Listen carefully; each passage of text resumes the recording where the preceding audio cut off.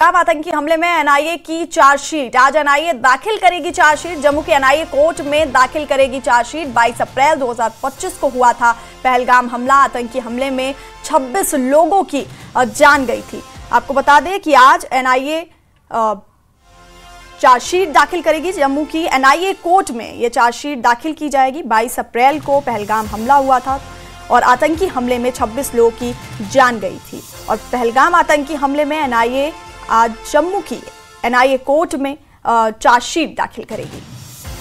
तो इस वक्त की बड़ी खबर आपको बता रहे हैं, पहलगाम आतंकी हमले से जुड़ी हुई। आज एनआईए चार्जशीट दाखिल करेगी। जम्मू के एनआईए कोर्ट में ये चार्जशीट दाखिल करेगी। और 22 अप्रैल 2025 को पहलगाम आतंकी हमला हुआ था और इस हमले में 26 लोगों की जान गई थी।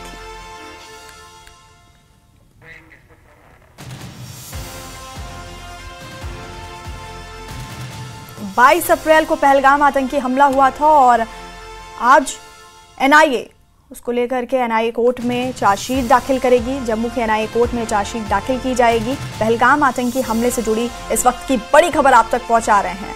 आज एनआईए चार्जशीट दाखिल करेगी। जम्मू में ये चार्जशीट दाखिल की जाएगी।